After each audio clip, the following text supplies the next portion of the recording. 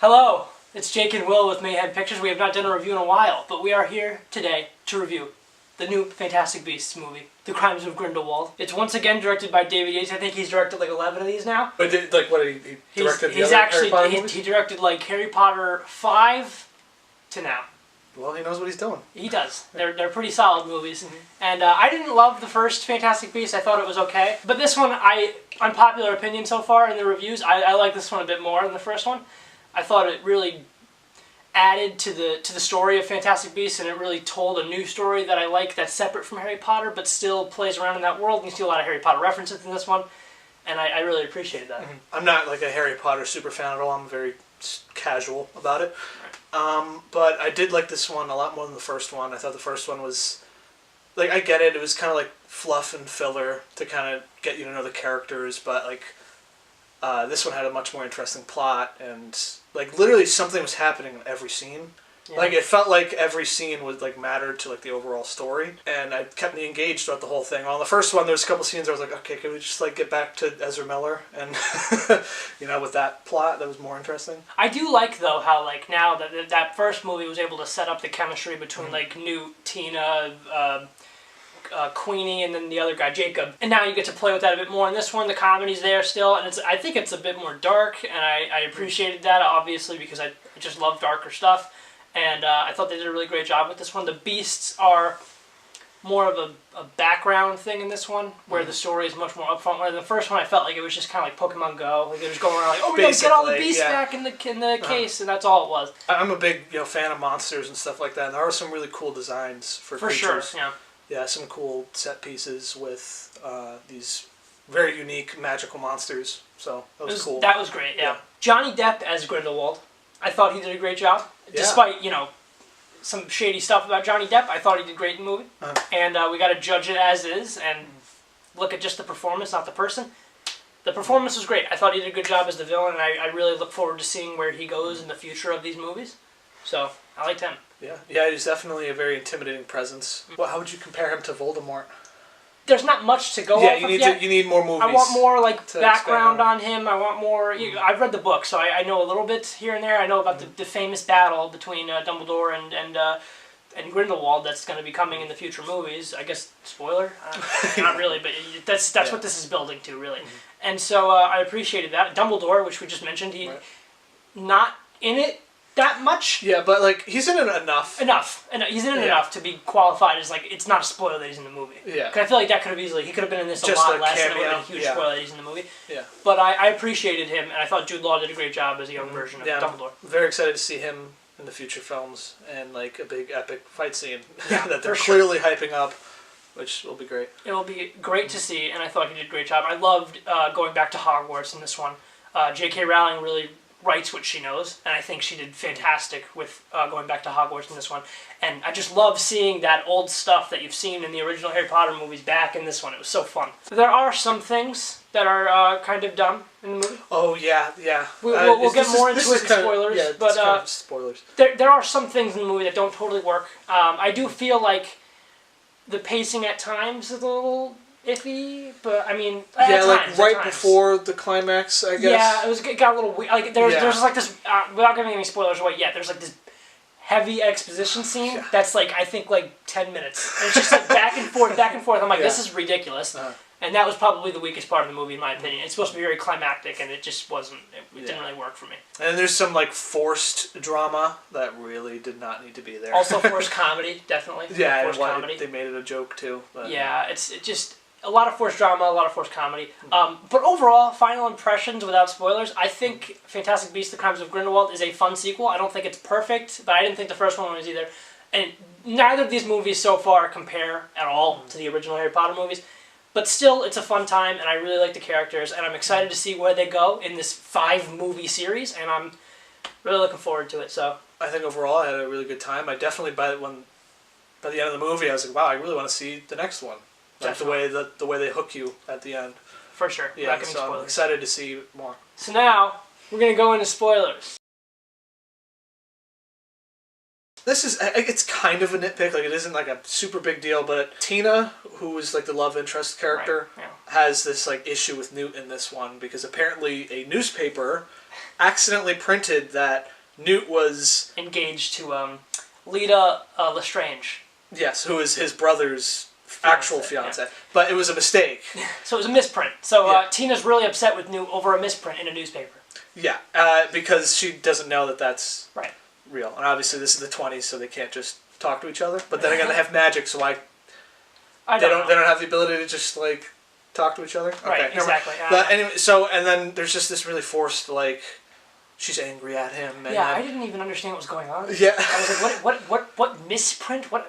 Yeah. Like, I understood the whole, like, Lita and, like, Newt relationship because that was hinted at in the first one. Yeah. When Tina, like, sees a picture of Lita and she's like, you know, who's this? And then she's like, oh, yeah, it didn't all work out. So I guess it's pretty easy for her to just assume, like, oh, this is accurate because I saw her in his briefcase. And so it's like, it makes sense. But, like, yeah, that was really just... I did not feel that was well explained at first because I was like, wait, misprint? What is it? What? I must have missed that. Yeah, it felt like you missed something, and then also it was forced. It's like in a TV show where like two characters have been building up for like finally get together, and then they immediately break them apart just for drama because they needed more of a show. Right. Like I really just felt like that aspect of the movie just didn't need to be there. Like there's so much going on that they didn't need that. Absolutely, for sure. I feel like there's too many like relationships.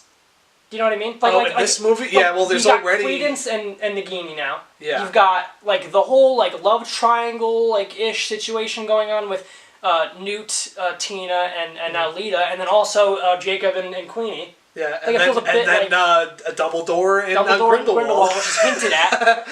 You know, J.K. Rowling has said numerous times that they did have a gay relationship, and that's hinted at in this movie. Yeah, very heavily implied. Definitely, and I'm sure we'll see more of that in the future movies, for sure.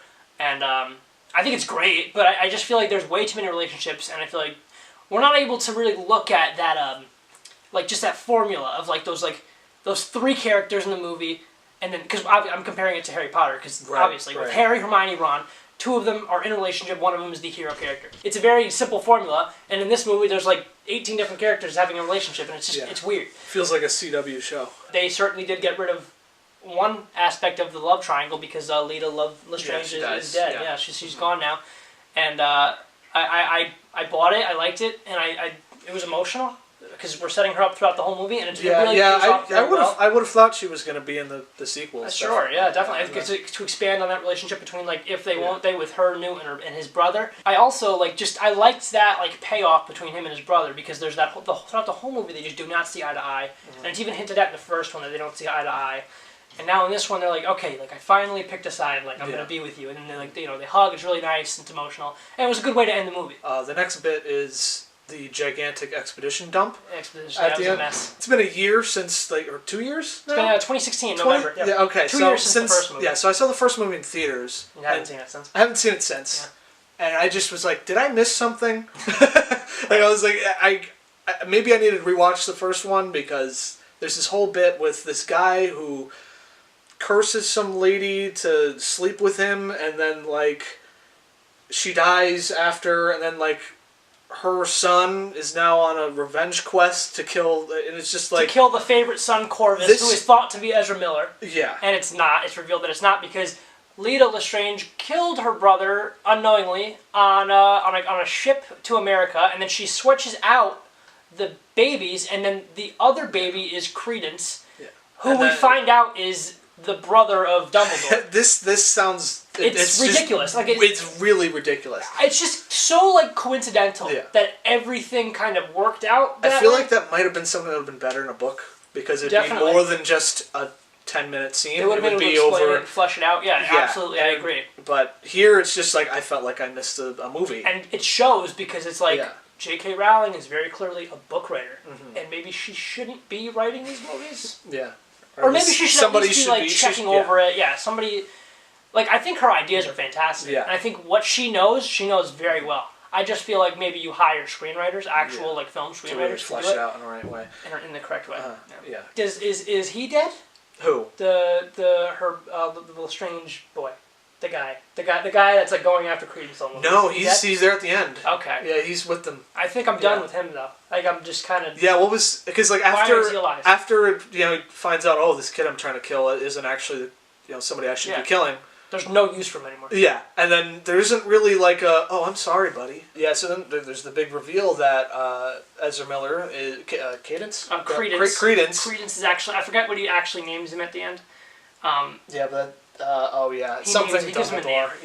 Yeah, it's kind of like yeah, he's Darth a brother Vader. of Dumbledore. Yeah, exactly. He's like, I Yeah, now Burrow call Dumbledore. you Darth Vader. Yeah, Yeah. it's very similar. Yeah, it's revealed that he is Dumbledore's brother. Yeah. And I thought that was a really good. Great reveal. Yeah, it definitely got in. me hooked for the next movie to see where this goes. There's gonna be a lot of drama now because not only do you have Dumbledore fighting his like ex-lover, but also his brother. That's pretty intense there. I'm sure there's gonna be a lot of cool stuff to do there. And it's gonna really add to like Dumbledore's character. Yeah. When you watch the Harry Potter movies, you're gonna be like, oh, this dude. This like, guy there's so went much through shit. Yeah, a lot. it's like wow. It's gonna be intense. Like, but like you brought up the next couple movies. There's gonna be 5 of these, so that means we have 3 more. You mentioned this also. It feels like a middle chapter, and we can really wrap this up with one more movie because obviously we have that thread set up with like the blood oath thing that he made with Grindelwald, and that's why he can't fight him. And so it makes sense for the next movie to have him destroy it. But I just feel like they're going to draw it out and then have him destroy it either at the end of the next one or in the 4th one or potentially even in the beginning of the 5th one. Or they're going to have to introduce like a whole new element to it, I think. I just don't want it to feel forced. Yeah. I really don't because it just... Unless it's like a good surprise, like new element that like really changes things up and creates a new original story that makes it worth being... How many? 5? 5 more? 5 by the end of this. 3 more. Yeah. And yeah, this really felt kind of like Empire Strikes Back, where like the villain kind of won in the end here, though they yeah, like I mean, he killed a lot of people. Like he got a lot of new supporters. Some of them good guys.